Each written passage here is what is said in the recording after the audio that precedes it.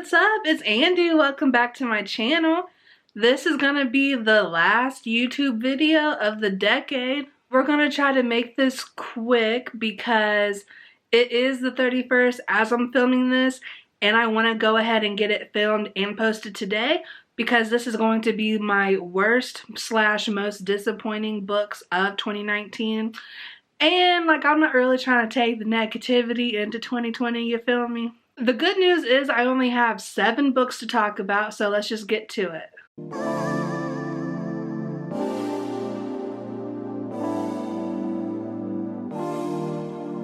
These aren't going to be in any particular order, and like, these aren't necessarily the worst books ever, except for maybe like one. Because some of them I gave 3 stars, but they were more disappointing than anything.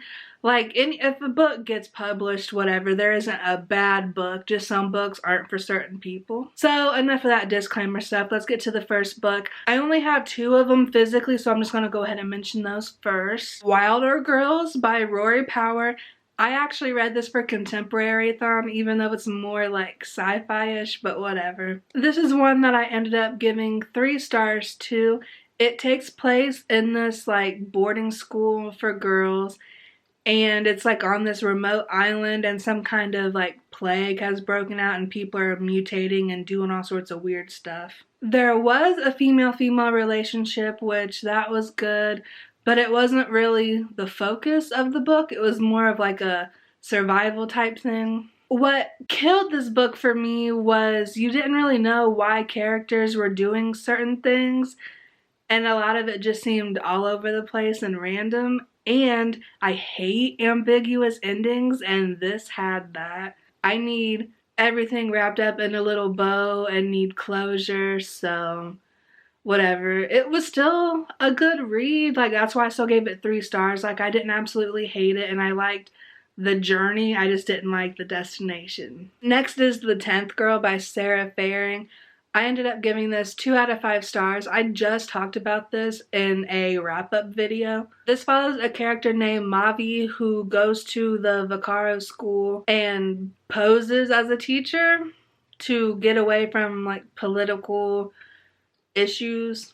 And like, this boarding school is very like creepy, and there's all this talk about ghosts and hauntings, and they're not allowed to like leave their dorm rooms at night and that kind of stuff. And it was set up perfectly to be like a really good paranormal thriller.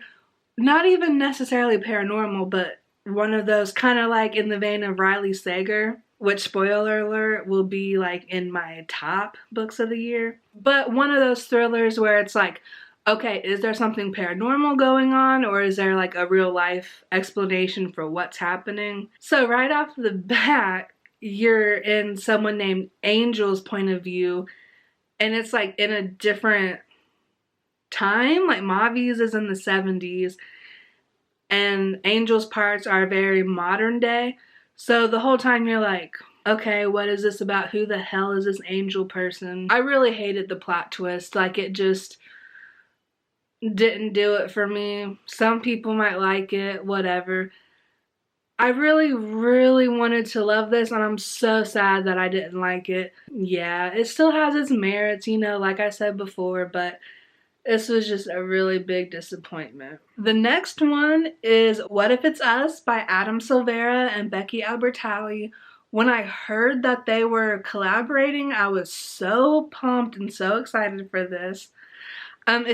I don't even remember the people's names. Is one of them named Ben or something? Basically, it's a male-male YA contemporary love story. And basically, that's all it is. It could have been a lot more, and there could have been a lot more depth to it. And both of the characters really read the same to me. Now, thinking like there's 2 different authors writing this, you would think that they would be distinct, but they weren't. And apparently, I still liked it overall and gave it 3 stars. I read this, you know, way earlier in the year, so like 200 books later, who knows? I don't remember much. But I just remember being really let down by it, and bleh, I was sad about it. Next is My Sister the Serial Killer by Oyankin Braithwaite. This is marketed as a thriller about a main character who is a nurse and her sister is a serial killer, and she basically covers up her crimes. This was definitely not what I was expecting, and it was not very thrilling for such a promising premise. Even though her sister's killing people, not a lot happens. It's like she is going about her day-to-day life, working and wanting a promotion and worrying about men and all this, and then every once in a while she gets a call from her sister and has to clean up a crime scene.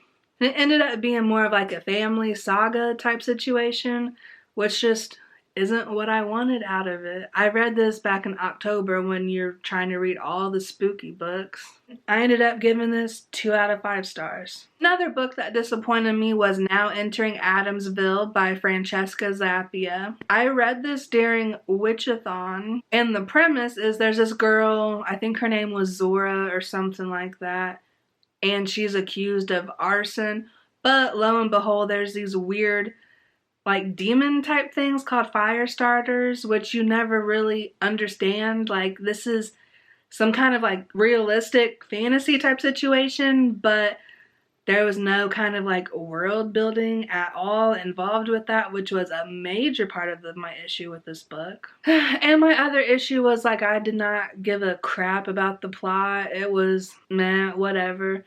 A troubled teen accused of stuff she didn't do, but like she has the special ability to like see these fire starters, and it's her job to control them so they don't burn everything down. I don't know. I gave it 2 stars. I just couldn't really be bothered. Some people really love this and say that it was a great commentary on depression, which I'm all about, like mental health rep in books, but like I did not get that at all from this. So whatever, take what I say with a grain of salt, I guess. A book that I'm really sad about is Imaginary Friend by Stephen Chbosky. I read this during Spookathon and did a whole like 24-hour readathon vlog for it. Like a lot of reviewers say, if this book had stopped at like 500 pages, it would have been great. I was invested in the characters, really wanted to know what was going on. Loved being inside the head of whatever the kid's name is, I can't remember now. Chris, David, Jesus, whatever. That was really interesting, and I think that Stephen Chbosky did that well. What wasn't as fun is like those last couple hundred pages turning into like a sermon. And apparently between writing Perks of Being a Wallflower 20 years ago and this, like, he became some kind of Catholic priest or something and is on his soapbox, and it's not my favorite.